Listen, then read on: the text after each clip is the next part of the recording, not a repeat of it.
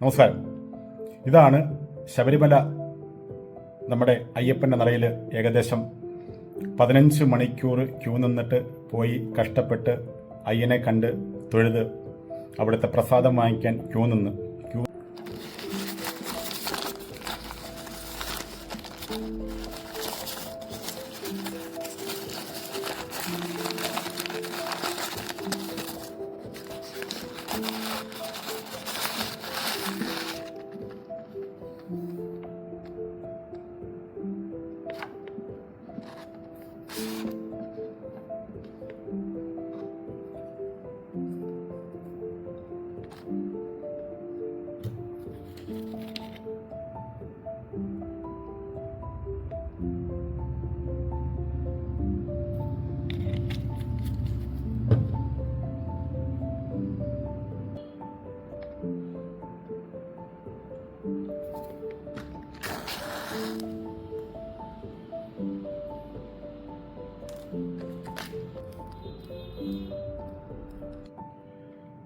അപ്പോൾ എല്ലാവരും കണ്ടല്ലോ.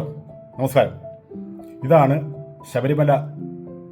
നമ്മുടെ അയ്യപ്പൻ്റെ നടയിൽ ഏകദേശം 15 മണിക്കൂർ ക്യൂ നിന്നിട്ട് പോയി കഷ്ടപ്പെട്ട് അയ്യനെ കണ്ട് തൊഴുത് അവിടുത്തെ പ്രസാദം വാങ്ങിക്കാൻ ക്യൂ നിന്ന് പ്രസാദം, അപ്പം, ഭഗവാന്റെ നിവേദ്യമായ, ഭഗവാന്റെ പ്രസാദമായ ശബരിമലയിലെ അപ്പമാണ് ഞാനീ കാണിച്ചത്. കണ്ടു കഴിഞ്ഞാൽ നമുക്ക് എന്താ തോന്നറിയോ? കാർത്തിക ചട്ടിയില്ലേ? കാർത്തിക ചട്ടിക്കകത്ത് നമ്മൾ ഈ ഇത് വെച്ച് വെക്കത്തില്ലേ, നമ്മുടെ തിരി കത്തിക്കില്ലേ? ആ ഒരു രീതിയിലാണ് അതിൻ്റെ കുഴി എന്ന് പറയുന്നത്.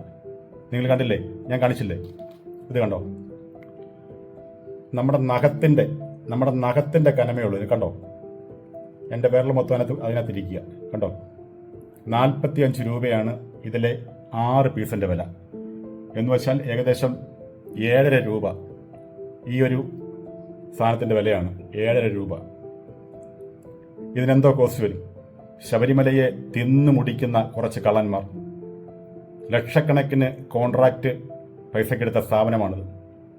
ലക്ഷക്കണക്കിന് കൗണ്ടറിൽ കൂടി വിൽക്കുന്ന അരവണ അപ്പവും അരവണ പായസവും ലക്ഷക്കണക്കിനാണ് ശബരിമലയിൽ വിറ്റുപോകുന്നത്.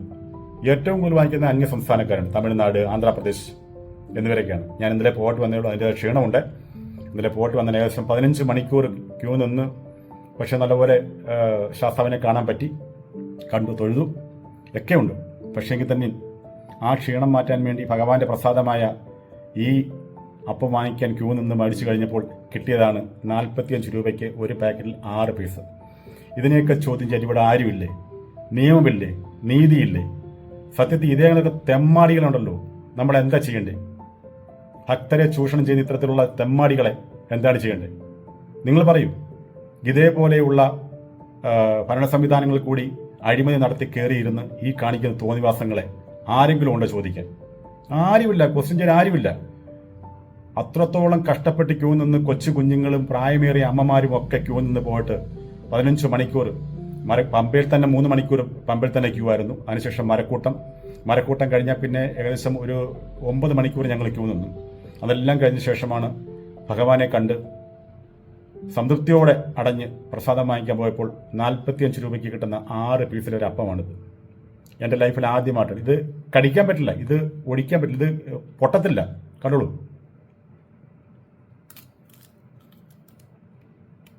കണ്ടില്ലേ? പാറക്കല്ല്. ഒരല്പം പോലും മുറിയില്ല. അത്രയ്ക്ക് കട്ടിയാണ്. കല്ല് മാറി ഇരിക്കുക. ചുറ്റിക ഉണ്ടെങ്കിൽ അടിച്ചു പൊട്ടിക്കാം. നമ്മുടെയൊക്കെ വീട്ടിൽ പ്രായമേറിയ അമ്മമാരും അച്ഛന്മാരൊക്കെ പറയും, മോനെ ഇച്ചിരി അരവണയപ്പം കൊണ്ടുവരണേ, അല്ലെങ്കിൽ അരവണ പ്രസാദം കൊണ്ടുവരണമെന്ന് പറയും. ഭഗവാന്റെ പ്രസാദം അതുകൊണ്ട് കൊടുത്താൽ ഇവർക്ക് എങ്ങനെ കഴിക്കാൻ പറ്റും? പണ്ടൊക്കെ ആണെങ്കിൽ നമ്മൾ അമ്മമാർക്കൊക്കെ ഈ നമ്മളെ ഇടി സാധനത്തുണ്ടല്ലോ, ആ സാധനത്തിട്ട് ഇടിച്ച് വറ്റേമാനം മുറുക്കാനൊക്കെ ഇടിച്ചു കൊടുക്കുമായിരുന്നു. അതേപോലെ കൊടുക്കണം. അത് നേരത്തെ പറഞ്ഞത് അരിയുണ്ടല്ലേ, അരിയുണ്ട, അതാണ് സാധനം. ഒരു ടേസ്റ്റുമില്ല, ഒന്നുമില്ല. ഇതേപോലെ ഭക്തരെ ചൂഷുന്നൊരു സംവിധാനം. നിയമമുണ്ടെങ്കിൽ, നീതി ഉണ്ടെങ്കിൽ ഇതിലൊക്കെ ഇടപെടണം. ഭക്തജനങ്ങൾ ഇടപെടണം. കോടതി ഇടപെടണം. ഈ അഴിമതിക്കെതിരെ ശക്തമായി നിലപാടെടുക്കണം. ഇത് വളരെ അനീതിയാണ് ഈ കാണിക്കുന്നത്. ഒരിക്കലും വെച്ച് ഓർപ്പിക്കാൻ പറ്റുന്ന അനീതിയാണ് ഈ കാണിക്കുന്നത്. അറിയുമോ? നിങ്ങൾ കണ്ടു നോക്കൂ. ഈ ക്യൂ കഴിഞ്ഞ ശേഷമാണ് ഞങ്ങൾ അങ്ങോട്ട് കയറുന്നത്. കണ്ടു നോക്കൂ.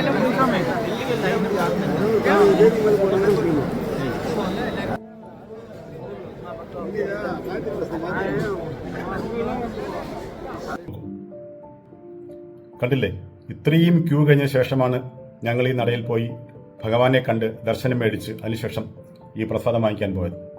സത്യത്തിൽ പറയാൻ വാക്കുകളില്ല.